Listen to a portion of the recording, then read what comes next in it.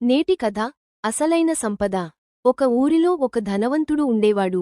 ఆయన దగ్గర ఎంత సంపద ఉన్నా మనశ్శాంతి ఉండేది కాదు. ఒకరోజు ఆయన ఒక సాధువు దగ్గరికి వెళ్ళి, స్వామీ, నా దగ్గర అన్నీ ఉన్నాయి, కాని ఎప్పుడూ ఏదో తెలియని వెలితి. శాంతి కలగాలంటే ఏం చెయ్యాలి అని అడిగాడు. సాధువు నవ్వి ఆయనకు ఒక ఖాళీ గ్లాసు ఇచ్చి అందులో నీళ్లు పోయమన్నాడు. ధనవంతుడు నీళ్లు పోస్తూనే ఉన్నాడు. గ్లాసు నిండిపోయి నీళ్లు బయట పడుతున్నాయి.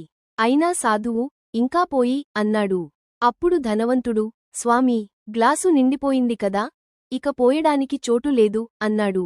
అప్పుడు సాధువు ఇలా అన్నాడు, నీ మనసు కూడా ఈ గ్లాసు లాంటిదే. నీవు సంపాదించిన ధనం, అహంకారం, ఆందోళనలతో మనసుని నింపేశావు.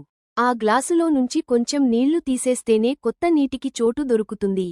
అలాగే నీ దగ్గర ఉన్న దానిలో కొంత ఇతరులకు పంచు, అప్పుడు నీ మనసులో శాంతికి చోటు దొరుకుతుంది.